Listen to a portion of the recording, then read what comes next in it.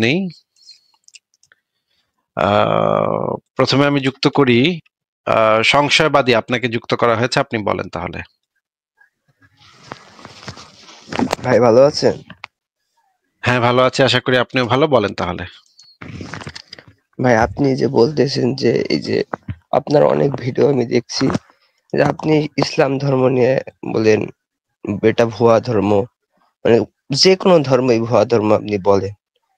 এটা মনে করেন কিসের উপর? অন্যগুলো ভুয়া হতে পারে, তবে কি ইসলাম ভুয়া? তো ইসলাম যে ভুয়া না, সেটা আপনি তো প্রমাণ করে দেন তাইলে ইসলাম ভুয়া না। দেখেন, মহানবী সাল্লাল্লাহু আলাইহি সাল্লাম যে উনি উনি তো অনেক, যে সময় উনি আচ্ছা, নবুয়ত প্রাপ্ত হন।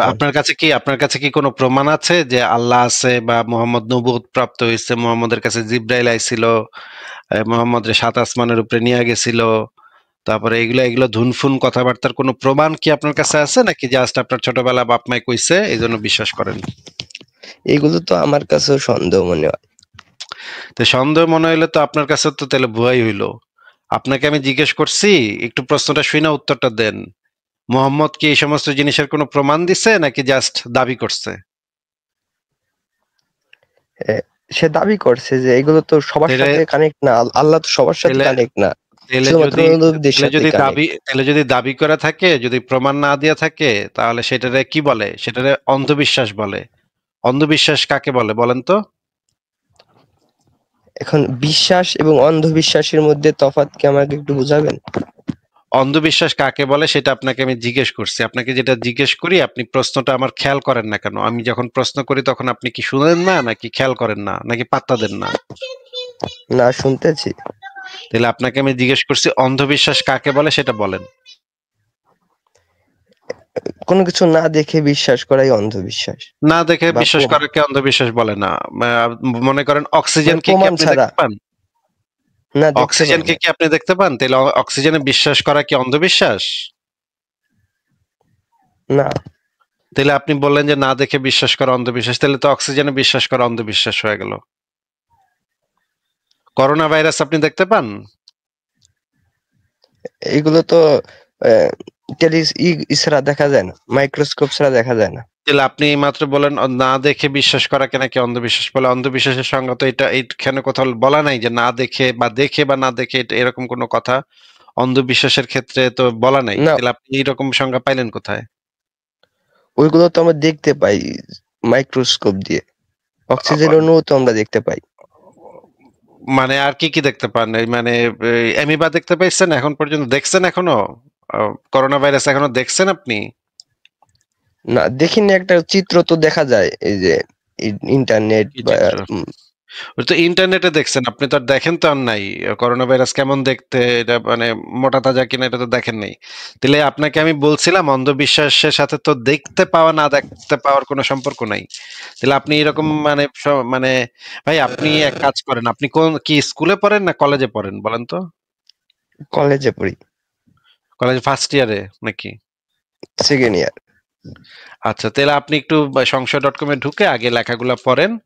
আর ইউটিউবে আমার যে চ্যানেল আছে সেই চ্যানেলে ঢুকে বহুল জিজ্ঞাসিত প্রশ্নের উত্তর এই পুরা ভিডিওগুলা সবগুলা দেখা শেষ করেন আগে, হ্যাঁ? কারণ আপনার মানে যেই জিনিস বুঝতেছি আপনি একেবারে নবিশ, হ্যাঁ? একদম মানে হয়তো মাত্র পৃথিবীতে মানে মাত্র পড়ছেন ঠাস করে উপর থেকে, হ্যাঁ?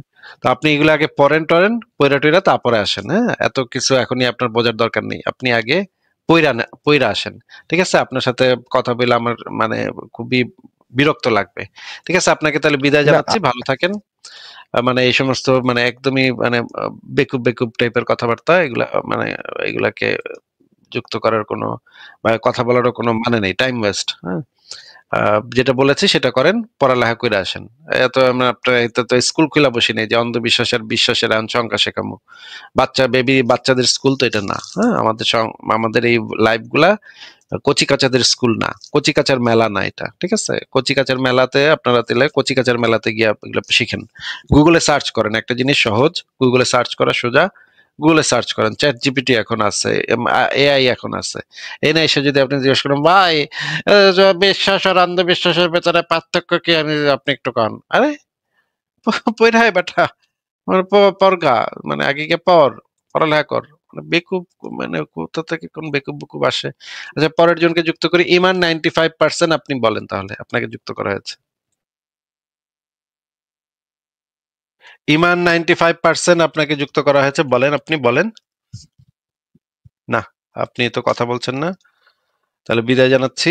পরের জনকে যুক্ত করি। ফারাবি হোসেন, আপনাকে যুক্ত করা হয়েছে, বলেন আপনি।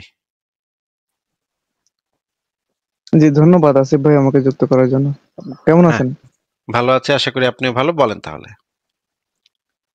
হ্যাঁ,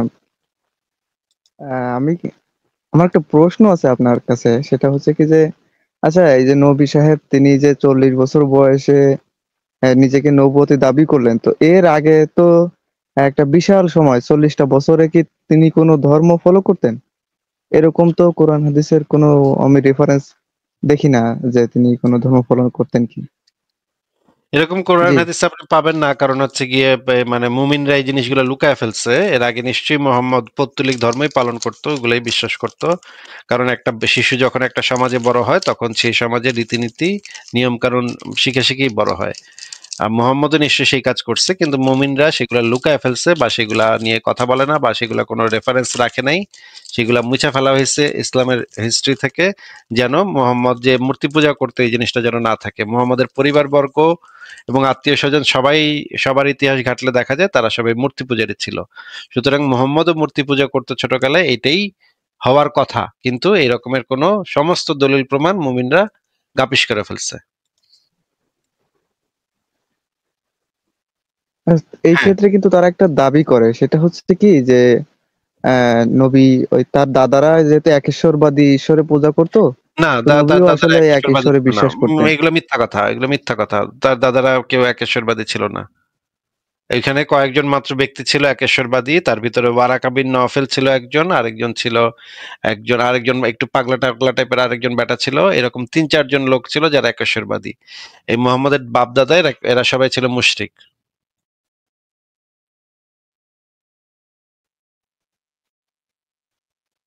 হ্যাঁ, ফারাবি হোসেন ভাই বলেন তাহলে।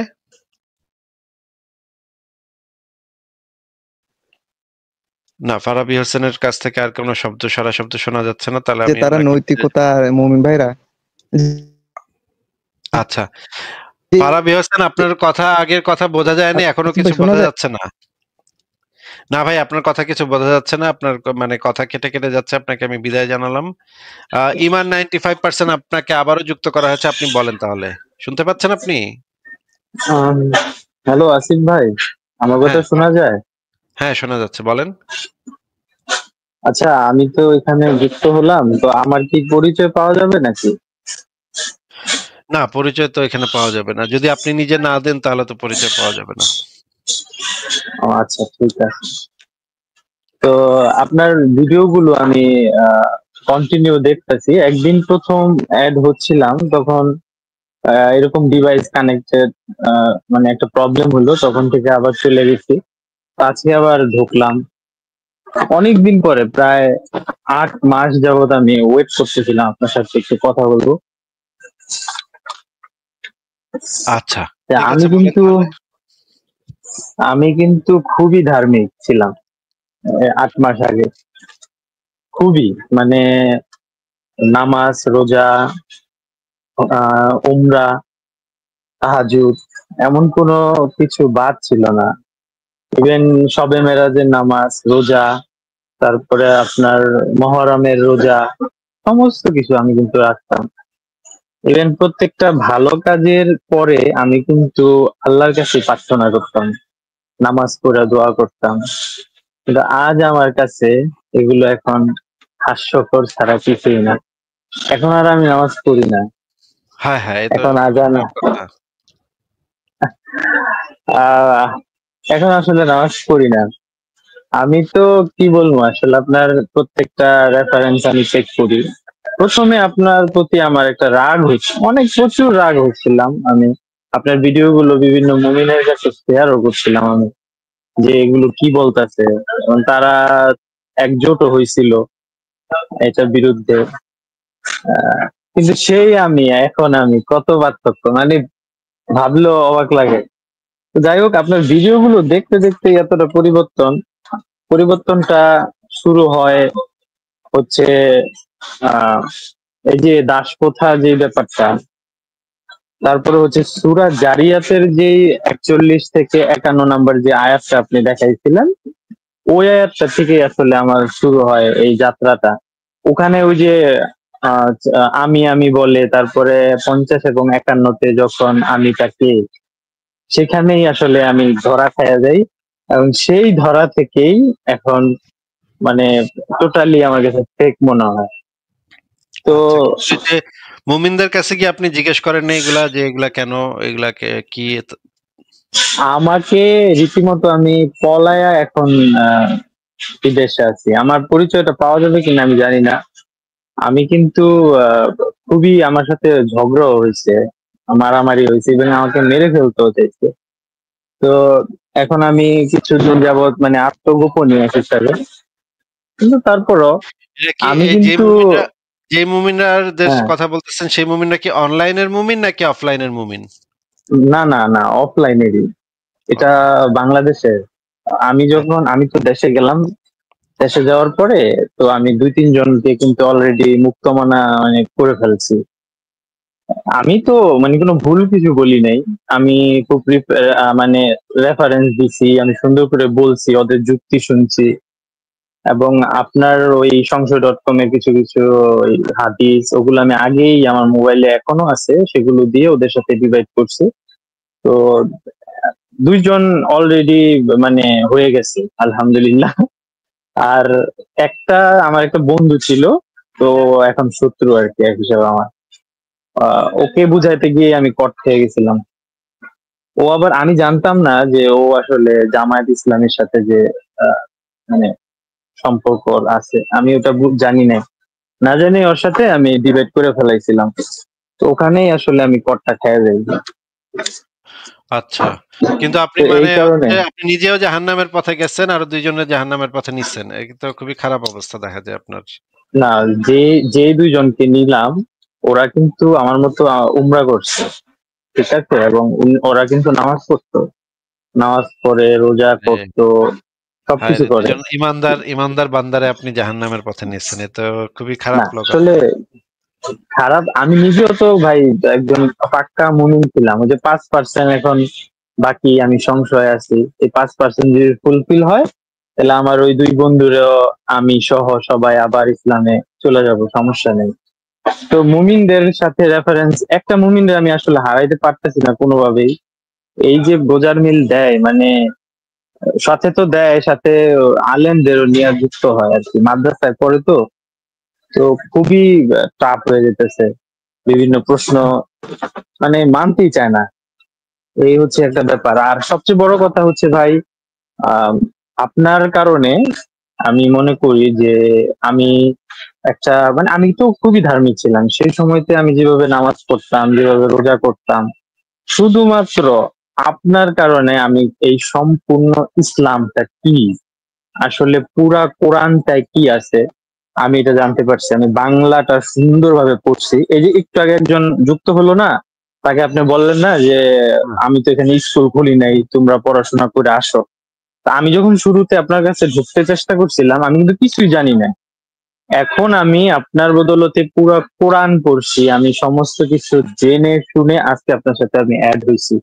এবং আমি অনেকদিন অপেক্ষা করতেছিলাম যে, যেহেতু আমি বিদেশ থাকি, আমার সাথে আসলে আপনার টাইম ম্যাচ খায় না। কিন্তু আজকে আমি বলছিলাম, মানে হঠাৎ করে কেমন জানি হয়ে গেল।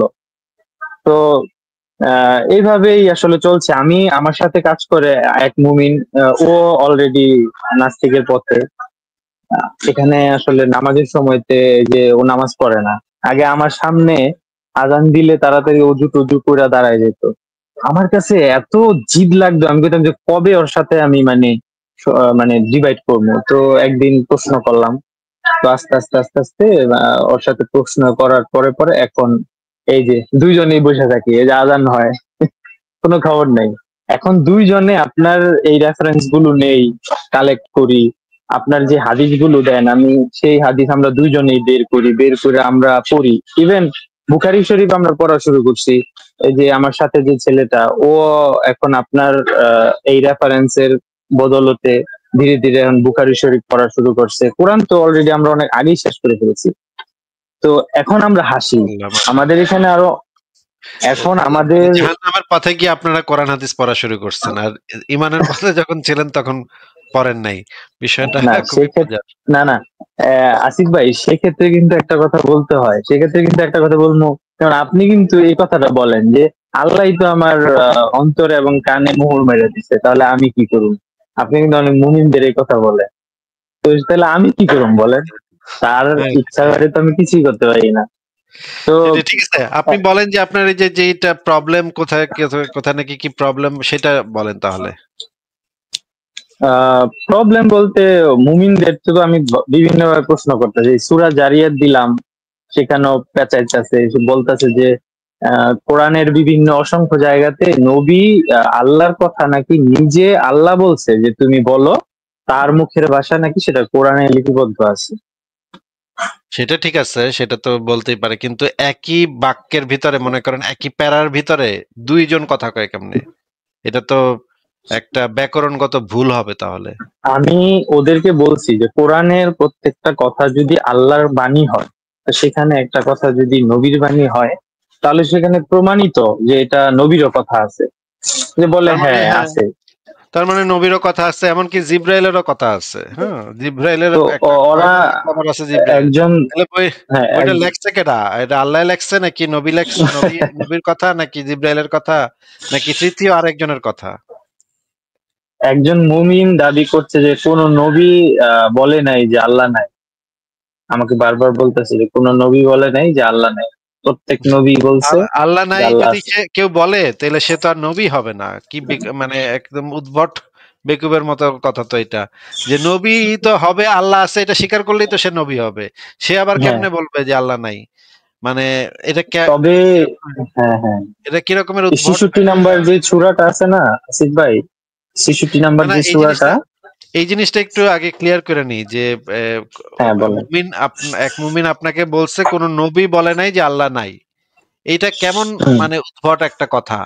একজন তো নবী হবে শুধুমাত্র যে সে যখন নিজেকে আল্লাহর প্রেরিত একজন মানুষ, মেসেঞ্জার হিসেবে দাবি করবে, তখনই তো সে নবী হবে। And সে যদি এটা দাবি করে, সে আবার কেমনে বলবে যে আল্লাহ নাই? মানে এটা মানে কি উদ্ভট একটা মানে প্রশ্ন, বা উদ্ভট একটা দাবি বা উদ্ভট একটা যুক্তি। এটাই তো ভাই আমার মাথায় ঢুকলো না, এই রকমের উদ্ভট যুক্তি মানুষ কেমনে দেয়? মানে হ্যাঁ হ্যাঁ। হতভম্ব আমি, তবে হতভম্ব। আটকায় ফেলাইছি কিছুটা, ওই আমি তোর সাথে কন্টিনিউ আর কি ডিবেট করে যেতেছি ওই মেসেঞ্জারে। ওই সূরা 66 নাম্বার সূরা দিয়ে দিলাম, তো সেটার কোনো এখনো রিপ্লাই আসেন।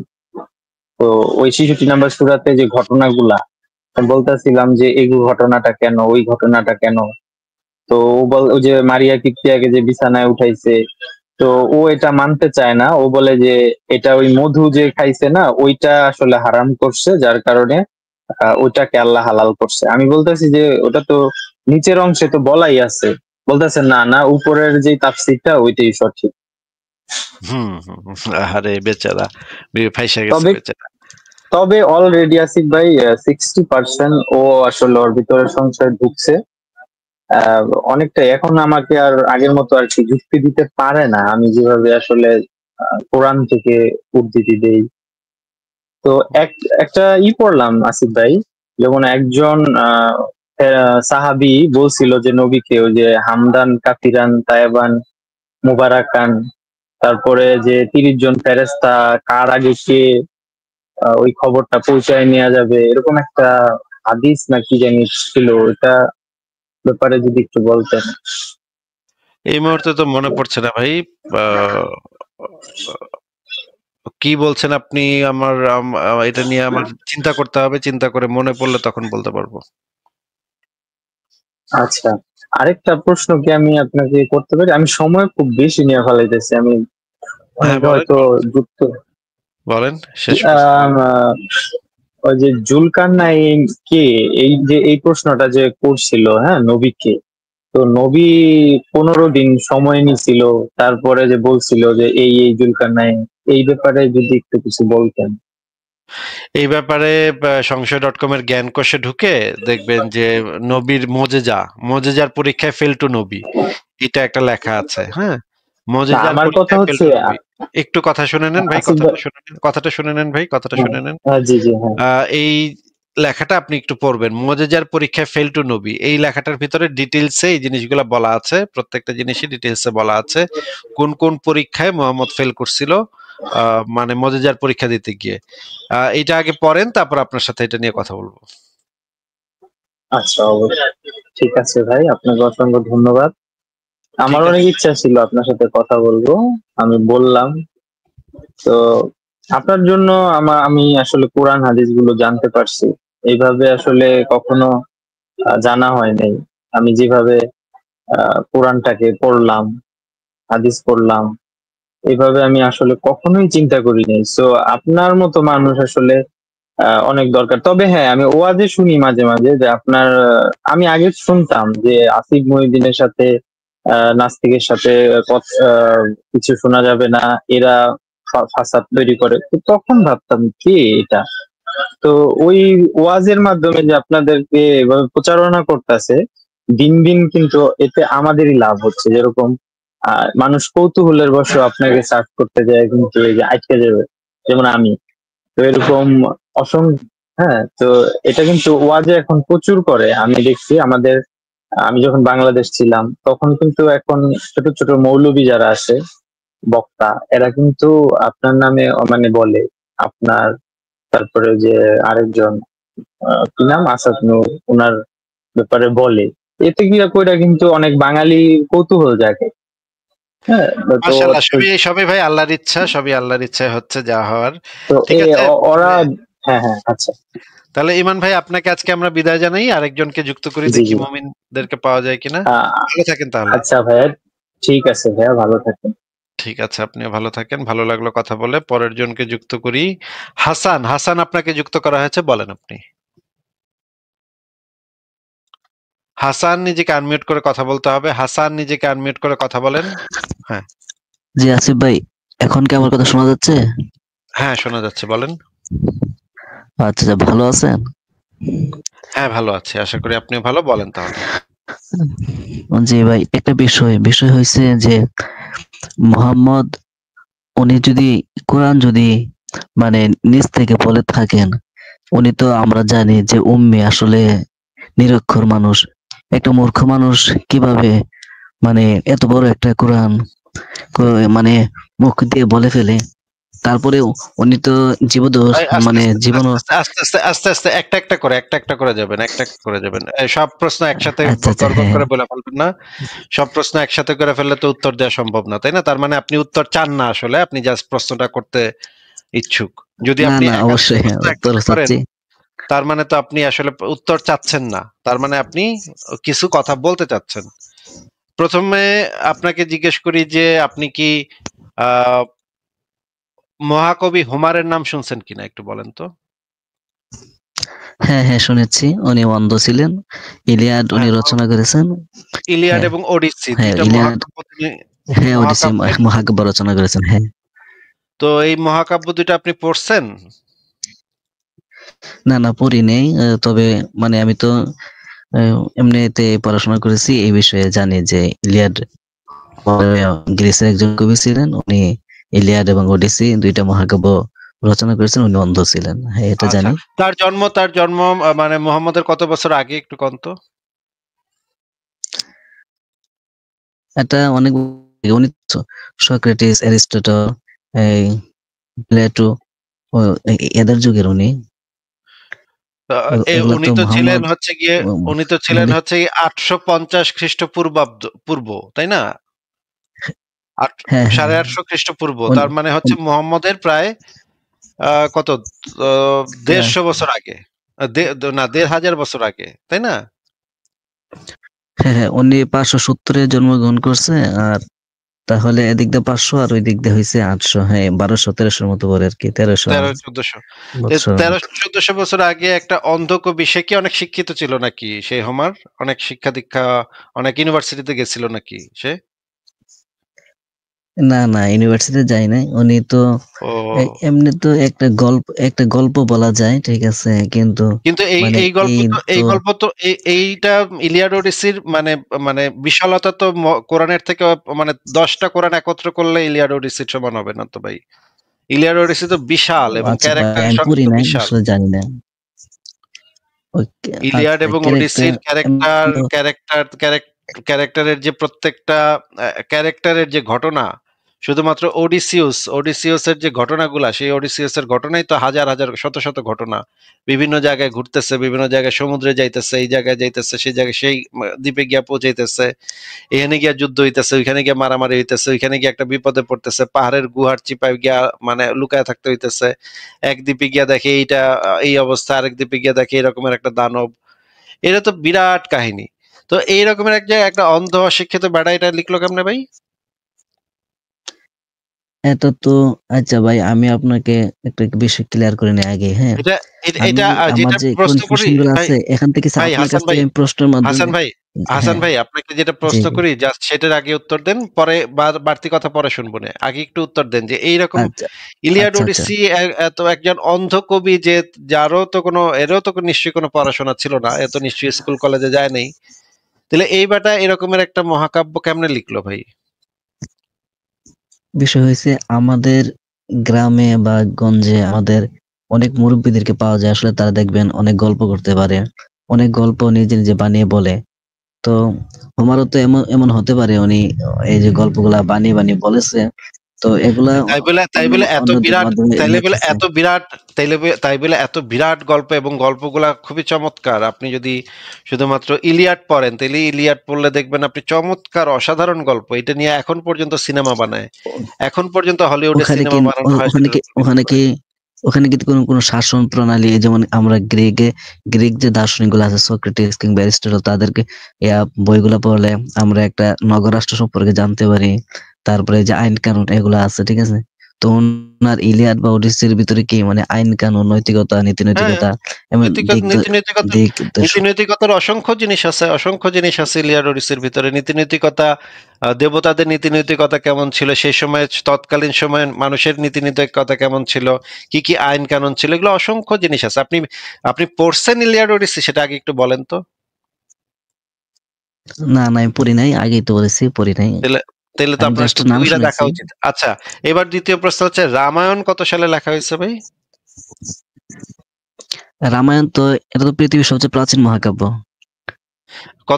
কত বছর আগে? মোহাম্মদের তো বাপের জন্মের অনেক হ্যাঁ আগে, তাই না? তো হ্যাঁ, রামায়ণের ভিতরে তো এটা ঠিক, অনেক আগে। রামরাজ্য গঠন হবে, সেখানে শাসন প্রণালী কিরকম চলবে, সেগুলো তো বহু আগে থেকেই মানুষজন লিখে ফেলাইছে নাকি? জি জি। তাহলে কেমনে লিখলো ভাই? যদি আল্লাহ না কয় তাহলে কেমনে লিখলো ওই বেটায় এরকম, মানে একটা অশিক্ষিত মানে রামায়ণ ওই সময় নিশ্চয়ই রাম স্কুল কলেজ ইউনিভার্সিটি নিশ্চয়ই ছিল না, বিভিন্ন জায়গায় জায়গায় স্কুল কলেজ ইউনিভার্সিটি নিশ্চয়ই দিয়া বসে রয় নাই কেউ। তো ওই বেটায় কেমনে আচ্ছা লিখলো? রামায়ণ রামায়ণ তো, যে লিখছে, আচ্ছা রাম কি রাখছে, ও কি শিক্ষিত ছিল না? আমি ওই আসলে ওর সময় তো সম্পর্কে জানি না। ওই সময় শিক্ষিত হইব কেমনে? ওই সময় তো স্কুল কলেজ ছিল না, স্কুল কলেজ সিস্টেম তো অনেক পরে আসছে। কেমনে লিখলো এই বেটায়? ও তাহলে লিপিবদ্ধ হলো কিভাবে এত বড় গ্রন্থ? লিপিবদ্ধ তো পরে এটা যারা প্রশ্ন। আসছে, যারা পরে আসছে তারা সেই পুরনো মানে গল্পগুলা শুনে শুনে লিপিবদ্ধ করছে। কিন্তু যেই বেটা বলছে সেই বেটা তো নিশ্চয়ই স্কুল কলেজ ইউনিভার্সিটিতে গিয়া পড়ালেখা করে এগুলো লেখে নাই, তাই না? হ্যাঁ হ্যাঁ, তা ঠিক। যেহেতু তাহলে স্কুল কলেজ তখনকার মহাভারত সময় ছিল না, তখন মহাভারত কে লিখছে? মহাভারত কে লিখছে ভাই? মহাভারত বেশ সম্ভবত। আমি কি ঠিক ওই বলছি? বেটা ওই বেটাও তো যেই বেটাই লিখুক না কেন, যে ওই বেটা তো আর নিশ্চয়ই স্কুল কলেজ ইউনিভার্সিটি পাশ করে গিয়া তারপর লেখে নেই।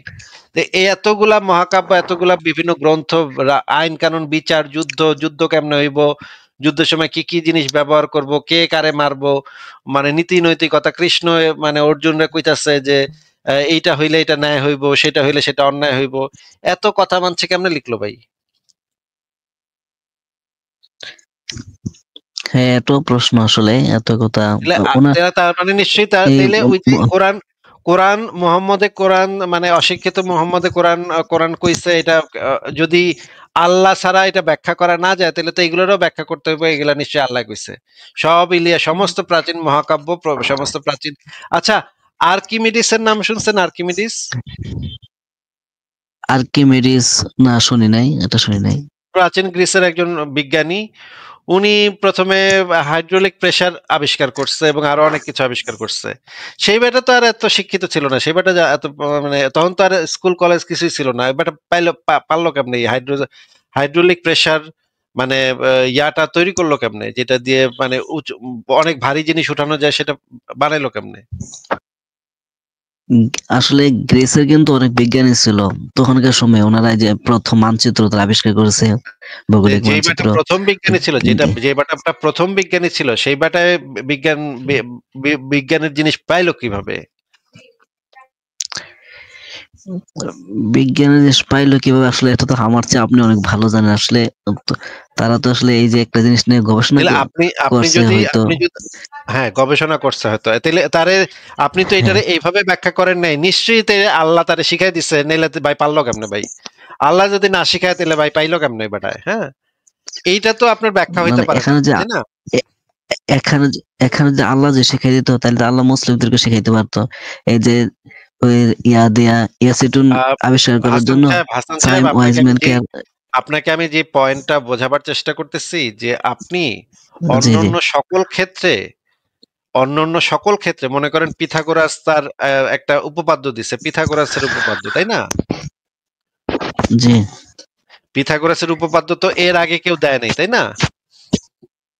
না না, ইউক্লিডের জিওমেট্রি তো পড়ছেন, জ্যামিতি তো পড়ছেন, ইউক্লিডের মানে অনুস্বীকার্য, এগুলো তো পড়ছেন। জি এই ইউক্লিড দেওয়ার আগে তো এই জিনিসগুলা ছিল না, যে দুইটা বিন্দুর মাঝে একটি এবং কেবলমাত্র একটি সরলরেখা অঙ্কন করা সম্ভব। এই অনুসিদ্ধান্তগুলা ইউক্লিডের আগে তো কেউ দেয় নাই, তাই না? হ্যাঁ হ্যাঁ, তাহলে ইউক্লিডের আগে কেউ দেয় নাই, ইউক্লিড প্রথমবার দিচ্ছে। এইটা থেকে আমরা কি এই সিদ্ধান্তে আসতে পারি যে তেলে নিশ্চয়ই বেড়ায় পাইলো কেমনে, নিশ্চয়ই আল্লাহ তারে কয়ে দিছে, নিলে পাইলো কেমনে ভাই? এরকম ভাবে তো আমরা চিন্তা করি না, তাই না? হ্যাঁ অবশ্যই না, এরকম চিন্তা করি না আসলে। যে মুহাম্মদের ক্ষেত্রে কেন শুধুমাত্র আমাদের এইভাবে চিন্তা করতে হবে যে ভাই তেলে ভাই মানে মুহাম্মদে করলো কেমনে, নিশ্চয়ই আল্লাহ কয়ে দিছে? এইভাবে তো অন্য কোনো ক্ষেত্রে তো আপনি চিন্তা করেন না, তাই না?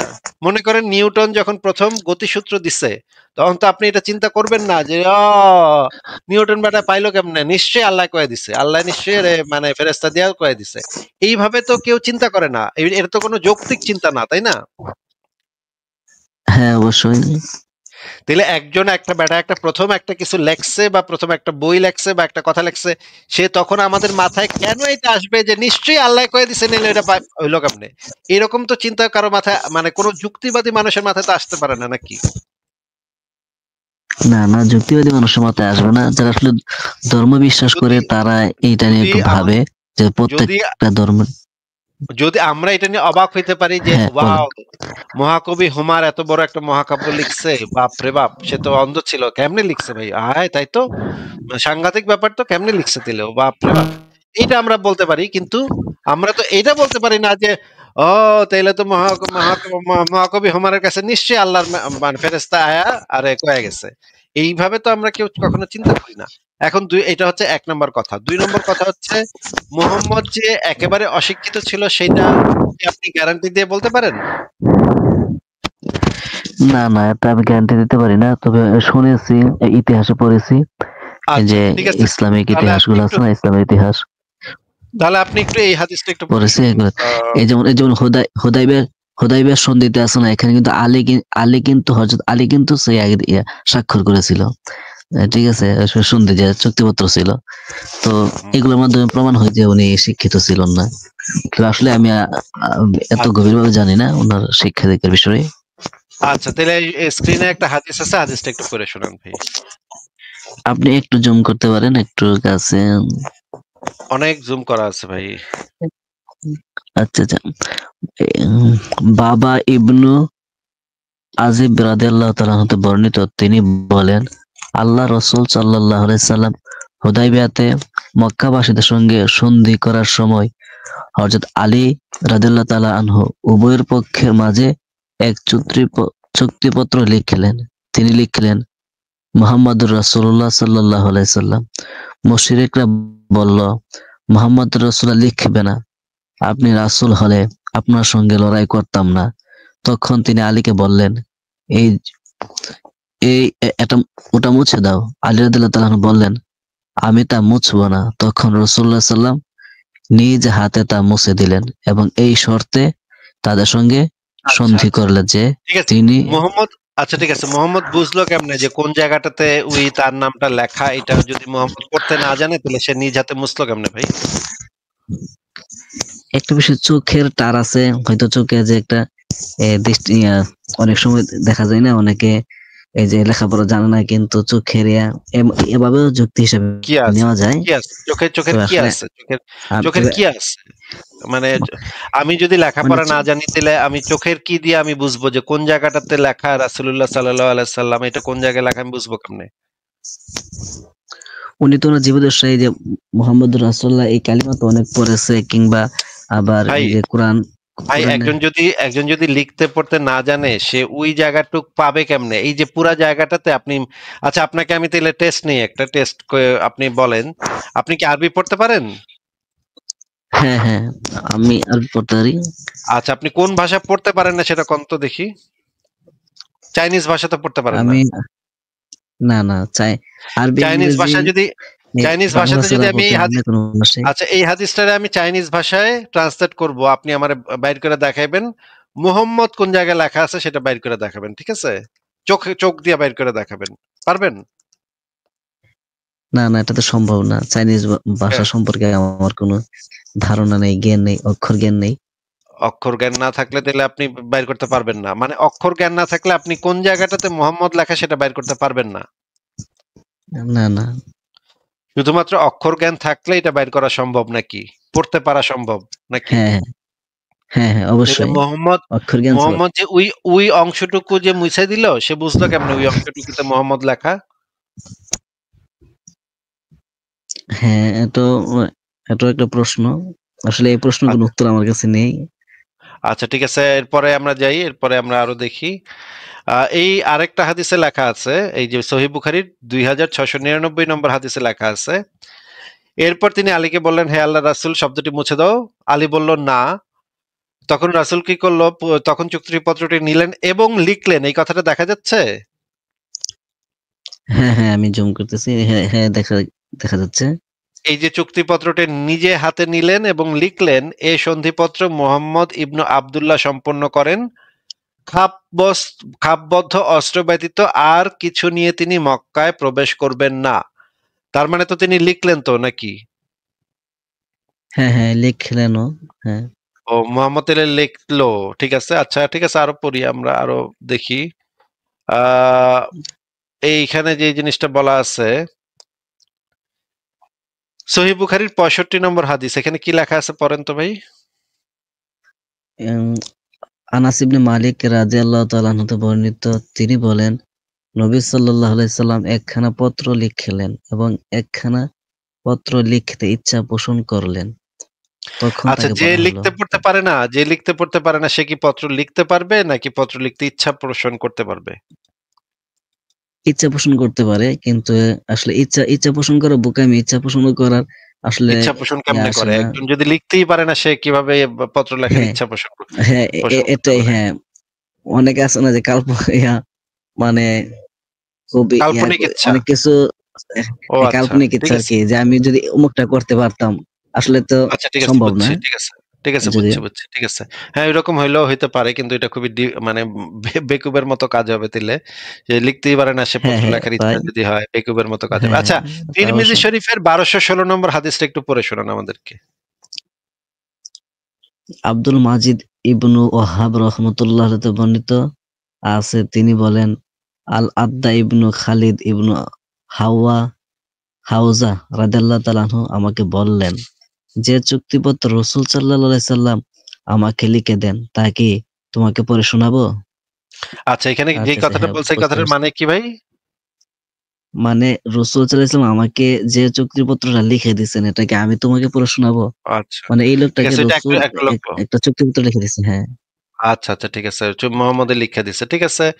আরো আমরা হাদিস পড়ি, হ্যাঁ, আরো হ্যাঁ। এই হাদিসটা একটু পড়েন তো, সহিহ বুখারী ইসলামিক ফাউন্ডেশন 115 নম্বর হাদিস, এটা একটু পড়েন জোরে জোরে। ইয়াহয়া ইবনে সুলাইমান রাহমাতুল্লাহ হতে বর্ণিত, ইবনু আব্বাস রাদিয়াল্লাহু তাআলা হতে বর্ণিত, তিনি বলেন, নবী সাল্লাল্লাহু আলাইহি সাল্লামের রোগ যখন বেড়ে গেল তখন তিনি বললেন, আমার কাছে কাগজ কলম নিয়ে এসো, আমি তোমাদের এমন কিছু লিখে দিব যাতে পরবর্তীতে তোমরা ভ্রান্ত না হও। উমর রাদিয়াল্লাহু তাআলা আনহু বললেন, রাসূল সাল্লাল্লাহু আলাইহি সাল্লামের রোগ যন্ত্রণা প্রবল হয়ে গেছে, এমত অবস্থায় কিছু বলতে বা লিখতে তার কষ্ট হবে, আর আমাদের কাছে তো আল্লাহর কিতাব রয়েছে যা আমাদের জন্য যথেষ্ট। এতে সাহাবীগণের মধ্যে মতবিরোধ দেখা দিল এবং শোরগোল বেড়ে গেল। তখন রাসূল সাল্লাল্লাহু আলাইহি সাল্লাম বললেন, তোমরা আমার কাছ থেকে উঠে যাও, আমার কাছে ঝগড়া বিবাদ করা উচিত নয়। এ পর্যন্ত বর্ণনা করে ইবনে আব্বাস রাদিয়াল্লাহু তাআলা আনহু যেখানে বসে হাদিস বর্ণনা করেছিলেন সেখান থেকে একথা বলতে বলতে বেরিয়ে গেলেন যে, হায় বিপদ, সাংঘাতিক বিপদ! রাসূল সাল্লাল্লাহু আলাইহি সাল্লাম এবং তার লেখনীর মধ্যে যা বাদ সেধেছে। আচ্ছা, এই হাদিস যে আপনি আচ্ছা, পড়লেন, এটার অর্থটা আমাদের একটু বুঝাই দেন তো। মোহাম্মদ কি বলছিল প্রথমে মৃত্যুসজ্জায়?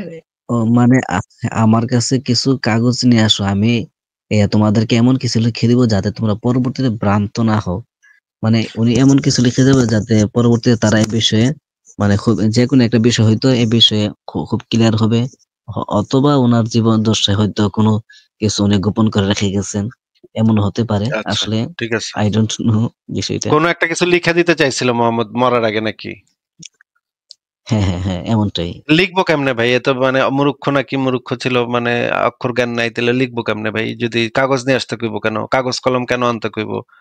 যে বেটা লিখতেই পারে না, বেটা কাগজ কলম আনতে কইবো কে? আচ্ছা, বিষয়টা হচ্ছে এই হাদিসগুলোর দ্বারা বোঝা যায় আসলে উনি লিখতেন এবং জানতেন, লিখতে পড়তে জানতেন। আসলে কেউ যদি পড়তে না জানে সে তো লিখতে জানবে না। আর লিখতে যে জানে, পড়তে যে জানে সে তো আসলে মূর্খ না। হ্যাঁ, ঠিক আছে। এরপরে আমরা দেখি কয়েকটা দেখি, আরো কয়েকটা হাদিস পড়ি যে মানে মোহাম্মদ যে কোরআনের আয়াতগুলা লিখতো, এগুলা তেলে মানে পাইতো কোথা থেকে, কেমনে কি হইতো, সেগুলো আ আমরা একটু দেখি। আচ্ছা, এই আচ্ছা, হাদিসটা একটা একটু পড়ে বিষয় শোনান তো। এই হাদিসটা একটু আগে পড়ে শোনান, তারপর শুনতেছি আপনার কথা।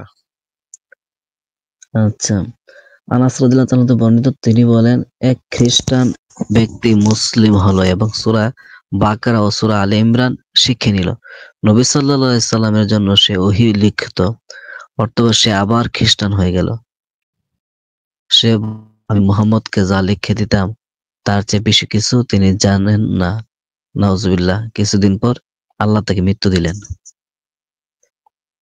খ্রিস্টানরা আচ্ছা তাকে এ- দাফন এ- করলো, কিন্তু পরদিন আচ্ছা ঠিক আছে, হয়েছে, ওইটুকুই হবে, কাম হয়ে যাবে। এই যে খ্রিস্টান ব্যক্তি যে মুসলিম হয়েছিল, সেই বেটায় কি কইছিল মোহাম্মদের নামে, কি বলতো বলতো সে? সূরা বাকরা ও সূরা আলে ইমরান শিখে নিল। না না, ওই বেটা মোহাম্মদ সম্পর্কে কি বলতো? এই যে সে বলতে লাগলো, আমি মোহাম্মদকে যা লিখে দিতাম তার চেয়ে বেশি কিছু তিনি জানেন না, এই কথাটার মানে কি? এই কথাটার মানে আসলে আমিও বুঝতে পারতেছি না এই কথাটার মানে। মানে মোহাম্মদ উনি যে কোরআন টোরান কইতো, ওইগুলার বেশিরভাগই মানে ওই খ্রিস্টান বেড়ায় লিখে দিত। ওই আগেরকার দিনের যে নবীদের কাহিনী, এগুলা বেশিরভাগই ওই খ্রিস্টান বেড়ায় তারা লিখে দিত। ওই মোহাম্মদ গিয়া ওই কথাগুলাই ঘুরায় ফিরায় কইতো, তারপরে গিয়া ভাব নিত যে আমার কাছে হই আইছে। কিন্তু ওই বেটা আবার এই কথা বলে দিছে যে এই বেটা মোহাম্মদ আসলে কোনো নবী টবি না, এটা ফাউল। আমি যা কইতাম সেগুলাই ঘুরায় ঘুরায় ওরা বিভিন্ন জায়গায় কইতো। বা এই বেটা যেহেতু খ্রিস্টান ছিল, তার মানে সে বাইবেল পড়ছিল, বাইবেলের সম্পর্কে জ্ঞান ছিল তার, তাই না? হ্যাঁ, হ্যাঁ, অবশ্যই। বাইবেলে ওই যে নবী রাসূলদের কথা যে লেখা আছে, মুসা নবী, তারপরে ইব্রাহিম, তারপরে সলোমন, দাউদ, এদের কথা যে লেখা আছে, এগুলা সে কইতো। এইগুলা মোহাম্মদ জানতো, এই বেটার থেকে যাই না, গিয়া সে মানে আয়াত টায়াত করে দিত। এই বেটার অভিযোগটা ছিল, এই খ্রিস্টান বেটার অভিযোগটা ছিল যে মোহাম্মদ একটা বাটপার। মোহাম্মদ যে সে লিখে দিত যেগুলা, সেগুলাই সে আয়াত হিসেবে কইতো, এছাড়া এর থেকে বেশি কিছু সে জানে না, তাই না? হাসান সাহেব বলেন।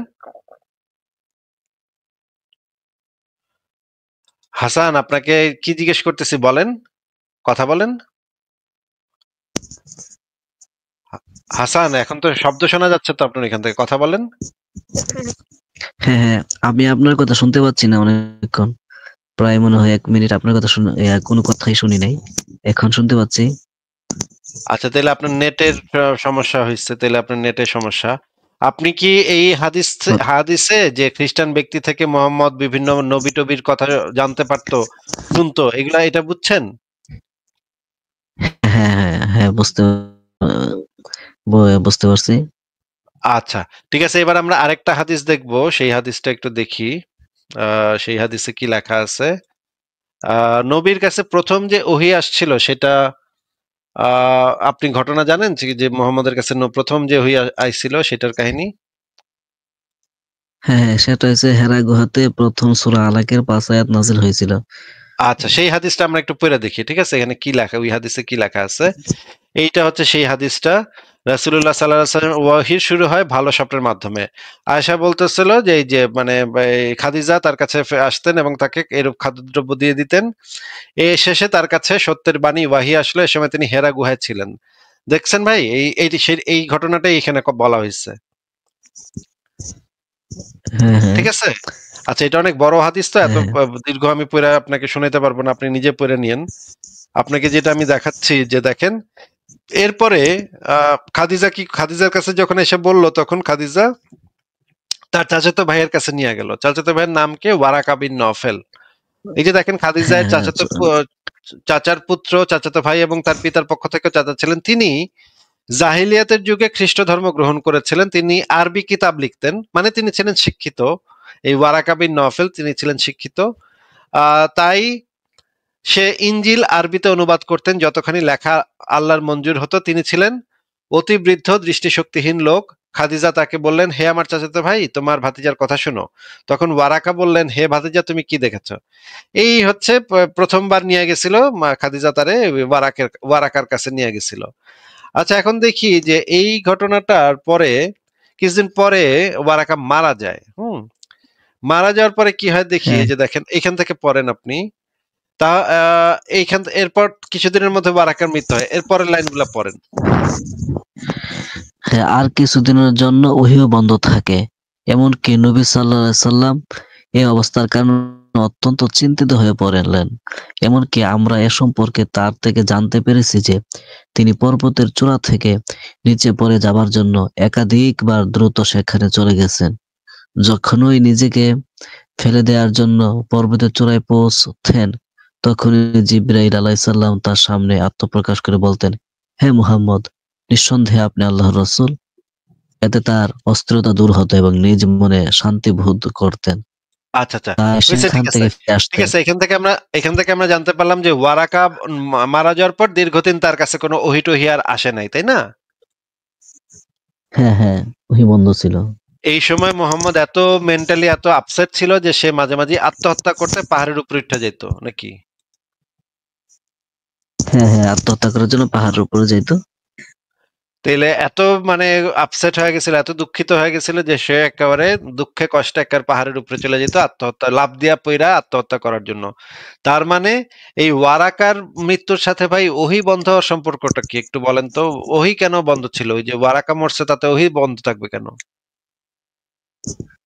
আসলে এটা রহস্যজনক, আমি এ সম্পর্কে বলতে পারতেছি না। ও তাহলে তো ওয়ার্কা ওয়া- অনেকগুলা রহস্য এখানে মানে প্যাচ লেগে যাচ্ছে, তাই না? হ্যাঁ হ্যাঁ, অনেকগুলা আসলে খুব পুরা আচ্ছা, জটিল হয়ে যাচ্ছে। আরেকটা রহস্য আছে। যেমন ধরেন, এই যে গেহেরা পর্বতের গুহায় ঘটনাটা কি ঘটছিল বলেন তো ভাই? ঘটনাটা হয়েছে যে হেরা এখান থেকে পড়বো না, আমি নিজে বলবো। হ্যাঁ, আপনি নিজের মুখে নিজের ভাষায় বলেন। তারপরে আমরা হাদিসটা আচ্ছা, যদি দরকার আমার হয় পড়বো, ভাষায় অসুবিধা নেই। ছোট ছোটকালে যেভাবে পড়ছি, বিষয়টা হয়েছে হেরা হেরা গুহার ভিতরে উনি যখন ধ্যানমগ্ন অবস্থায় ছিলেন, তখন জিবরাইল আয়েশা বলছে যে ইকরা, পড়ো। তখন মোহাম্মদ বলছেন যে আমি পড়তে জানি না। তখন বলছে যে ইকরা রব্বিকাল্লাযী খলাক, যে পড়ো তোমার প্রভুর নামে। হুম, খলাকুল হুম। ইনসানা মিন আলাক, যিনি তোমাকে সৃষ্টি করেছেন তো তাহলে এমন কি 5টা ভাই আয়াত ভাই ভাই বেড়া কি ওই যে জিব্রাইল যে বেড়া আইছিল বেটা কি হাতে করে কোনো কাগজ টাগজ নিয়ে আইছিল যে এটা দেখা দেখা পড়ো, এরকম কিছু নিয়ে আইছিল না, না, পাথর বা কাগজ? না, না, তাহলে না, এগুলো নিয়ে আসেনি। মোহাম্মদ কইলো যে পড়তে পারি না, এই কথাটার মানে কি ভাই? সে তো পড়তে পারা মানে তো ওই যে একটা কাগজে কিছু একটা লেখা থাকে, কাগজে বা পাতায় বা পাথরে কিছু একটা লেখা থাকে, তখন ওইটা দেখে দেখে মানুষ পড়ে, তাই না? হ্যাঁ, মোহাম্মদ যে কইলো তখন আমি পড়তে জানি না, তাহলে কি নিয়ে আইছিল? কি দেখা কইলো? মানে সাথে করে নিয়ে আইছিলটা কি? মানে জিব্রাইল কোন কাগজ না কোন জিব্রাইল তো চাদরে? জিব্রাইল তো বাক্যগুলা বলছে, উনি বলছে যে আমি বাক্যগুলা পড়তে জানি না, হয়তো তাহলে এটা। ওইটা তো আর পড়া হয় না, ওইটা তো ভাই মনে করেন আমি আপনারে বললাম যে ইয়া হাসান ভাই বলেন তো আল্লাহ আল্লাহ আল্লাহ, এখন আপনি তো এটা কইতেই পারবেন, এটা তো যে কোনো অশিক্ষিত মানুষও কইতে পারে, তাই না? হ্যাঁ, হ্যাঁ, এইটা জানার জন্য তো পড়ালেখা করার দরকার নাই। আপনারা যদি আমি বলি হাসান ভাই কন্তে দেখি আল্লাহ বাল্লা চাল্লা মাল্লা কাল্লা, আপনি আমার সাথে সাথে উচ্চারণ করবেন আল্লাহ মাল্লা চাল্লা বাল্লা কাল্লা। সহজ জিনিস, এটার জন্য তো ভাই পড়ালেখার দরকার হয় না। পড়ালেখা পড়তে পারার তখনই দরকার হয় শুধুমাত্র যখন ওইটা কোনো কাগজে লেখা থাকে বা কোনো একটা পাথরে লেখা থাকে বা কোনো একটা জায়গাতে লেখা থাকে, অক্ষরে লেখা থাকে। অক্ষরে না লেখা থাকলে তো সেটার সাথে পড়ালেখার সম্পর্ক নাই। উচ্চারণ করা তো যে কেউ যে কোনো কিছু উচ্চারণ করতে পারে। মনে করেন আপনার বাচ্চারা যখন আপনি ছোটবেলা কবিতা শেখান, ছড়া শেখান, তাল গাছ এক পায়ে দাঁড়িয়ে সব গাছ ছাড়িয়ে মানে মাথা মেলে আকাশে, হ্যাঁ, এই কবিতাটা যখন শেখান তখন কি হ্যাঁ, আপনার বাচ্চা কি পড়ালেখা করতে পারে নাকি পারে না? তখন তো পারে না।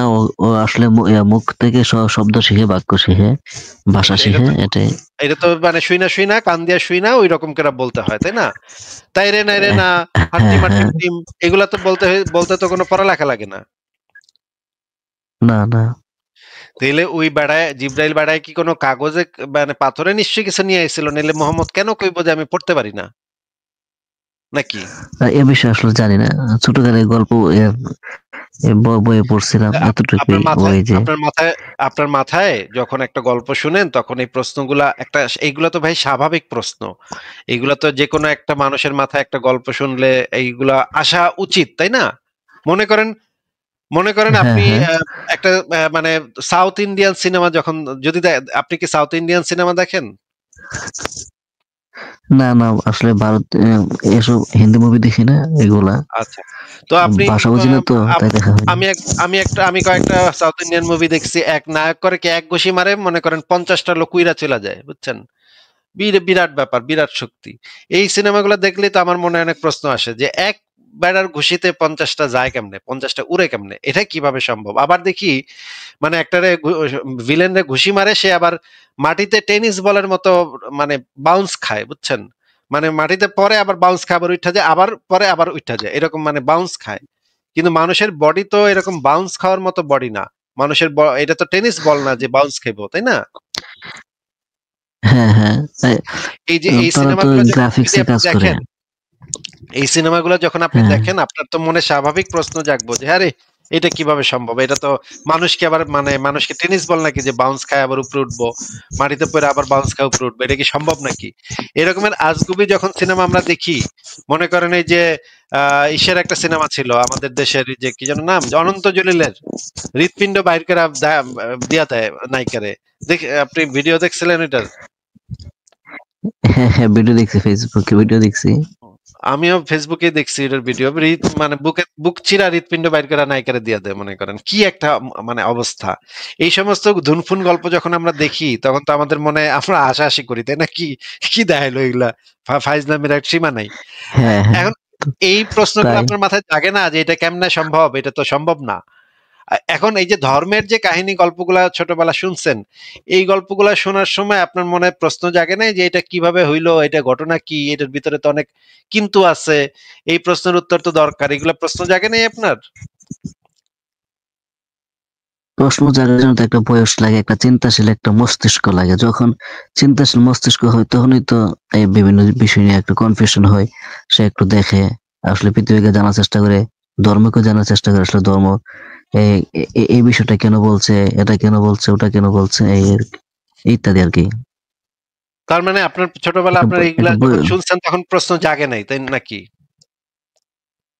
না তখন তো প্রশ্ন জাগার বয়সও হয় নাই, তখন তো আপনি প্রশ্ন করে শিখতে হবে, প্রশ্ন জাগার কিন্তু একটা কিন্তু মস্তিষ্ক ভাই লাগবে। কিন্তু ভাই ছোটবেলাতেই মানুষের প্রশ্নগুলা বেশি জাগে, ছোটবেলায় বিভিন্ন জিনিস মানুষ বেশি জানতে চায়, বড় হইলে সেই প্রশ্নগুলো আসলে কমতে ছোটবেলায় থাকে। ছোটবেলায় আসলে ধর্ম নিয়ে প্রশ্ন জাগতো না, তবে আকাশ দেখে তারপরে এই প্রকৃতি দেখে চিন্তা হইতো যে আল্লাহ সৃষ্টি করছে, আল্লাহ এগুলো সৃষ্টি করছে, আল্লাহকে কে সৃষ্টি করলো, এই সম্পর্কে জাগতে, এই সম্পর্কে প্রশ্ন উদয় হইতো। এই বিষয়ে এর বেশি আচ্ছা, কিছু না, ঠিক আছে, ধর্মের বুঝছি অন্যান্য ঠিক আছে বিষয়গুলো না, বুঝছি। স্রষ্টা কিন্তু নিয়ে শুধু হইতো। হ্যাঁ, কিন্তু ভাই এটা তো একটা স্বাভাবিক প্রশ্ন, আমার সবার মনে জাগা উচিত যে জিব্রাইল বেটা কি কাগজে লিখে নিয়ে এসেছিল, নাহলে কইলো কেন যে আমি পড়তে পারি না, এটা কইলো কেন? এটা তো একটা স্বাভাবিক প্রশ্ন নাকি? এটা তো বুঝেন। হ্যাঁ, এটা স্বাভাবিক প্রশ্ন। এখন যদি আপনারা কেউ এই গল্পটা কইতে যায় তাহলে তো আপনি তারা জিগাইবেন যে ভাই এটা তো বুঝলাম, তো কাহিনী বুঝলাম, কিন্তু এই যে বেড়া যে আইলো কি লেখে নিয়ে আসছিল, কোন জায়গায় লেখে নিয়ে আসছিল, পাথরে না কাগজে, যে আমি মোহাম্মদ যে কইলো পড়তে জানি না, এটা কোথায় লিখে, কোথায় লেখা দেখা কইছিল এই কথা? এটা তো আপনি নিশ্চয়ই জিগাইবেন এখন হইলে কেউ বলতে আসলে আপনাদের নাকি? হ্যাঁ, হ্যাঁ, এখন হইলে এটা অবশ্যই জিজ্ঞেস করা হবে। আচ্ছা, আরেকটা প্রশ্ন আছে যে এই যে জিব্রাইল যে আইলো ড্যাং ড্যাং করে আয়া পড়লো, মানে ওহিনিয়া, ওই বেটারে আল্লাহ কয়ে দেয় নাই যে তুমি মূর্খ নবীর কাছে যাইতেছো, ওই বেটা পড়তে পারে না? এটা আমাদের জিব্রাইলে আল্লাহ পাক কয়ে দেয় নাই নাকি? এত তো জিব্রাইল আল ভালো জানে বিষয়টা। না, এটা তো ফেরেশতার জানার কথা যে যেই নবীর কাছে যাইতেছি এবারে পড়তে পারে না, এটা তো জিব্রাইলের জানার কথা, এটা জানলো না কেন? সে কেন এসে চাপাচাপি করলো, হুদাই চাপাচাপি করলো বেটারে, পড়তে পারে না বেটারে পড়তে কইলো, আবার চাপাচাপি করলো, কি বেকুব নাকি? আসলে বিষয়গুলো প্রশ্নই আসলে। আচ্ছা, তাহলে এটারও উত্তর পাইলাম না। এখন আমার ৩ নম্বর প্রশ্ন হইলো যে এই যে চাপ যে দিল, চাপাচাপি বুকে ধরে যে চাপাচাপি করলো মোহাম্মদ রে, এই চাপাচাপির ফলাফল কি ছিল? মোহাম্মদ কি এরপরে পড়তে শিখছিল? হ্যাঁ, চাপ দেওয়ার পরে উনি এই সূরা আলাকের ৫ আয়াত পড়ছে। মানে মানে এরপর কি সে পড়ে ফেলাইছে, মানে তার আহ, সে হচ্ছে গিয়ে শিক্ষা ফেলাইছে, পড়ালেখা শিক্ষা ফেলাইছে এরপরে? হ্যাঁ, তাই তো। এরপর যতটুকু আমরা জানি আর কি, যে পরবর্তীতে উনি সূরার ৫ আয়াত বলেছে তাহলে জিবরাইলের সাথে সাথে। কিন্তু এই হাদিসে তো এখানে লেখা আছে যে ওই বেটায় তো পড়তেই পারাবো, সে তো থরথরায় কাঁপতে কাঁপতে ঘরে গেছে, মানে এরপরে তখন তার এগুলা বলছে, তারপর সে থরথরায় ঘরে গেছে। সে যে পড়তে পারছিল, সে যে তখন পড়ালেখা শিক্ষা ফেলেছিল চাপাচাপির কারণে, তার পড়ালেখা শিক্ষা জ্ঞান এসে গেছিল পড়ালেখা, এইটা তো কই পাইছেন আপনি ভাই? আসলে আমি জানি না, তবে ওই শুনে আসতেছে আর কি, যে জিবরাইল আসার পরে উনি ৫ আয়াত পড়েছে। তো তখন থেকে আচ্ছা কোরআন নাযিল শুরু হয়েছে, এই আচ্ছা, আর কিন্তু কি। মানে বুকে চাপ দিলে কেউ পড়ালেখা শিক্ষা যায় এরকম তো আমি জিন্দেগিতে শুনি নাই ভাই। এদের তো স্কুল কলেজে এখন থেকে বুকে চাপ দিবে, মানে হুজুররা গিয়া বাচ্চাদের ডাইকাই না বুকে চাপাচাপি করবে, বা রাইতে মানে রুমের ভিতরে নিয়ে বুকে চাপাচাপি করবে, এইভাবে কি ভাই পড়ালেখা শিখানো যায়? না এভাবে তো পড়াশোনা হয় না, তবে তারা যারা বিশ্বাস করে তারা তো আধ্যাত্মিক ভাবে বিশ্বাস করে আর কি, যেমন অন্ধবিশ্বাসের মতো, ঠিক না? মানে অন্ধবিশ্বাসের মাধ্যমে মানে বুকে চাপ দিলে পড়ালেখা একজন শিক্ষা যায়? এই বিশ্বাসটা তো একটা বিষয়টা একটা ব্লাইন্ড বিশ্বাস, ঠিক আছে না, যে বুকে আচ্ছা চাপ দিলে ঠিক আছে, তাইলে তো পড়াশোনা ম্যাডাম জানা যায়, পড়ালেখা কিন্তু আসলে শিখেই তো গেল। বাস্তবে তো হয় না, তাইলে ঠিক যদি আছে না, এটাই। তাইলে এটারও যদি মাইনে লই তাহলে তো ভাই পড়ালেখা মোহাম্মদ শিখেই গেল, তাহলে আর এখন আর অশিক্ষিত থাকলো কোথায়?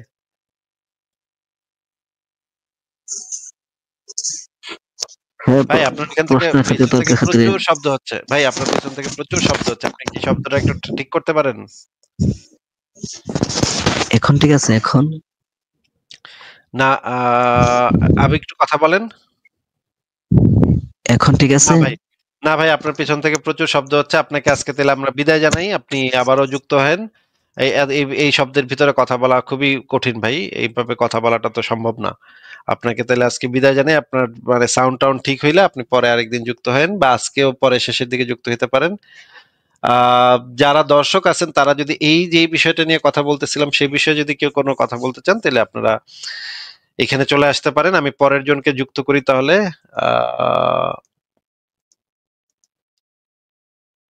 পরের জনকে যুক্ত করতেছি, 1 সেকেন্ড। মমিন মানব, আপনাকে যুক্ত করা আছে, বলেন আপনি। মমিন মানব, আপনাকে যুক্ত করা আছে, আনমিউট করে কথা বলতে হবে, আনমিউট করেন, তারপর কথা বলেন। ধন্যবাদ ধন্যবাদ আসিফ দা, আমাকে যুক্ত করার জন্য ধন্যবাদ। আমি অ্যাকচুয়ালি কলকাতা থেকে কথা বলছি। আমি আপনার চ্যানেল ফলো করি। আমি অনেক এথিস্ট, মানে আমাদের এখানে ইন্ডিয়াতে অনেক এথিস্ট আছে, যেমন তাদেরকে ফলো করি, আসাদ নূরকে ফলো করি, আপনাকেও ফলো করি। তো আমি এখানে অনেক কিছু শিখতে পারছি ইসলামের ব্যাপারে, ইসলাম প্লাস আমাদের হিন্দু ধর্মের ব্যাপারে। আমি এখন এথিজমের অনেক কিছু রিসার্চ করছি। তো এখন যা বাংলাদেশ আর ইন্ডিয়ার মাঝখানে হচ্ছে সেটাও একটা বড় ফ্যাক্টর আমাদের, মানে এত কিছু হওয়ার। তাই আমি মানে ইসলাম কেমন করে মানে বঙ্গদেশে ছড়ালো ওটাও আমি রিসার্চ করেছি, অনেক পড়াশোনা করেছি। তো আমি এখন এটাই বলছিলাম যে এখন যে গোড়ামিটা যে আছে, ঠিক আছে, হিন্দু ধর্মের গোড়ামি বা ইসলামের গোড়ামি, এটা যে ছড়ালো, ঠিক আছে, এটার ব্যাপারে আপনি যদি একটুখানি বলেন আমাদেরকে তো খুব ভালো হয়। ভাই এটা নিয়ে তো আমরা অনেক বছর ধরে বলতেছি, একটুখানি বলেন বলতে আপনি কি বোঝাচ্ছেন বুঝলাম না তো। এটা নিয়ে তো আমরা বহু বছর ধরে কথা বলে যাচ্ছি। আচ্ছা, তো আমি এখন দেখছি যে এই ইসলামের নামে বা এর নামে এই হিন্দুরা আমাদের পুরো হচ্ছে ইসলামের লোক আমাদের শত্রু, আমাদের শ্রাবণ হিন্দুরা আমাদের শত্রু, এই জিনিসটা যে করছে। তারপরে আমি দেখছি এটা তো ভুল কিছু বলছে না। ইসলামে আসলে তো এগুলো আছে যে ইসলামে মুশরিকরা হচ্ছে মুসলমানদের শত্রু, এবং সূরা তাওবার মাধ্যমে তাদের সাথে সমস্ত সম্পর্ক ছিন্ন করার কথা বলা আছে, এবং তাদেরকে যেখানেই পাওয়া যাবে হত্যা করতে বলা আছে। হ্যাঁ, মানে শুধুমাত্র হিন্দু না, যে কোনো ইয়েতেই, যে কোনো মুশরিক। হ্যাঁ, ইভেন কি সব যত আব্রাহামিক রিলিজন ওইখানে এরকম আছে, তাই তো? না, আব্রাহাম মানে আহলে কিতাবদেরকে যেখানে পাওয়া যাবে হত্যা করতে বলা হয় নাই, এটা নাই, কিন্তু মুশরিকদেরকে যেখানে পাওয়া যাবে হত্যা করতে বলা হয়েছে। না, মানে আব্রাহামিক রিলিজন বলতে গেলে যে জুইসদের মাঝখানে ওদের মধ্যে এই ব্যাপারটা আছে, তাই না? ওরাও তো প্যাগানদের বিরুদ্ধে, ওদের গ্রন্থেও প্যাগানদের বিরুদ্ধে কথাবার্তা আছে, যারা হচ্ছে মুশরিক, হিন্দু, বৌদ্ধ, এরকম যারা মূর্তি পূজারী যারা আছে তাদের বিরুদ্ধে কি টাইপের কথাবার্তা বলা আছে।